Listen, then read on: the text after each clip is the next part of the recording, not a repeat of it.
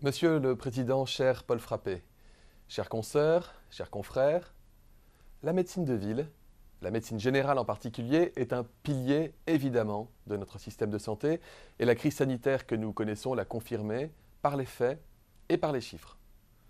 Le gouvernement porte depuis le début cette conviction et la médecine libérale trouve une place centrale dans Ma Santé 2022. Mais avant d'aller plus loin, je tiens à vous dire mon immense gratitude pour l'engagement extraordinaire dont vous avez fait preuve ces dernières semaines et ces derniers mois. Ce mot d'engagement a parfois pris son sens le plus fort, et je n'oublie pas que de nombreux médecins ont été infectés dans l'exercice de leur mission. Très tôt, j'ai tenu à ce que le Covid-19 soit reconnu comme maladie professionnelle pour tous les soignants. C'était bien la moindre des choses quand on sait ce qu'a été leur quotidien pendant cette crise. Permettez-moi également d'avoir une pensée pleine de reconnaissance pour ceux qui ont perdu la vie, ainsi que leurs familles. La première ligne de ville a été mobilisée et elle a tenu, dans des conditions souvent très difficiles, pour lutter contre une épidémie qui aura mis en tension tout notre système de santé. Aujourd'hui, si nous restons extrêmement vigilants, car le virus circule toujours, nous voulons aussi regarder l'avenir. C'est tout le sens du Ségur de la santé que nous avons lancé avec le Premier ministre il y a quelques semaines. Ce Ségur de la santé doit permettre de mieux reconnaître les soignants dans ce qu'ils sont et pour ce qu'ils font, mais il doit aussi engager des transformations à l'aune de ce que nous avons vécu.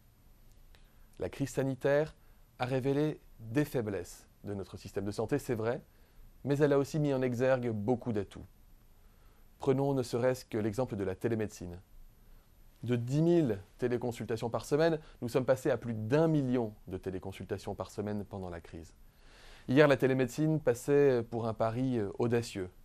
Aujourd'hui, nous savons qu'elle peut être un outil du quotidien, un outil presque banal, tant pour les professionnels de santé que pour leurs patients. Et quel outil pertinent, quel outil intelligent, à l'heure où l'un des enjeux de taille pour notre système de santé est de lutter contre les inégalités territoriales dans l'accès aux soins, de lutter contre les déserts médicaux. Ce que je vois dans la télémédecine, c'est aussi un formidable outil pour replacer un parcours de soins des patients décrocheurs. En bref, vous êtes bien placé pour le savoir, la télémédecine n'est pas un symbole de la modernisation de nos pratiques, elle est un vecteur très concret et, je le crois, très efficace. Je ne peux pas ne pas parler de l'accès aux soins non programmés. C'est évidemment une demande très forte de nos concitoyens, mais également une nécessité pour éviter le recours encore trop systématique à l'hôpital et notamment aux services d'urgence. Je crois que par la force des choses, nous avons fait des pas de géant dans notre façon de penser le rôle de l'hôpital. Et nous avons d'autant plus fait ces pas de géant que la médecine de ville a prouvé qu'elle était un recours pertinent, efficace et réactif. Si la réponse à cette demande de soins est impérative, il ne faudrait pas tomber dans l'illusion du sans rendez-vous permanent.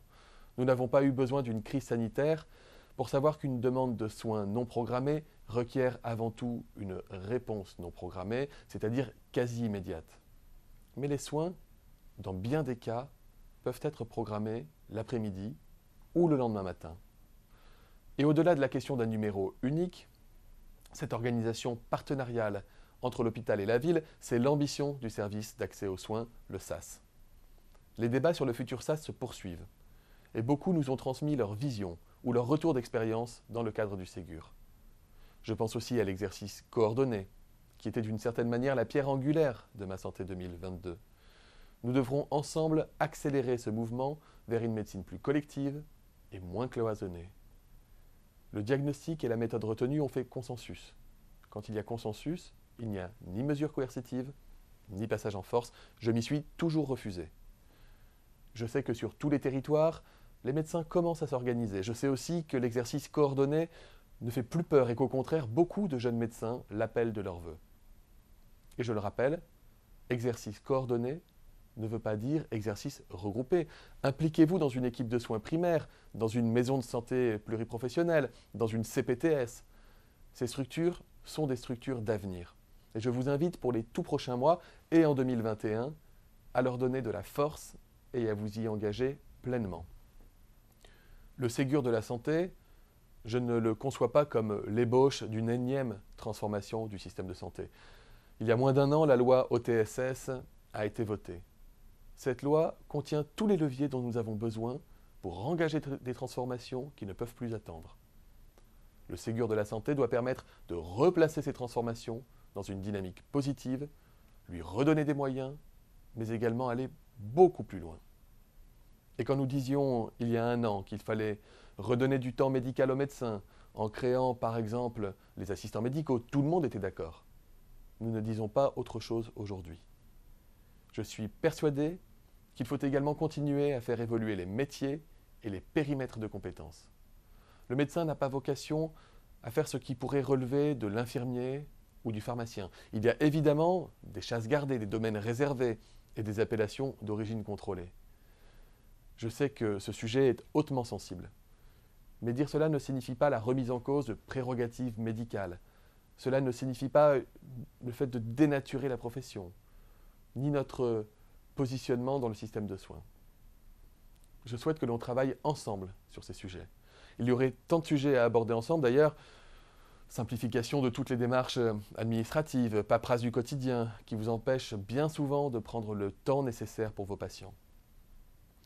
Nous avons une opportunité unique, je dirais presque historique, de transformer notre système de santé.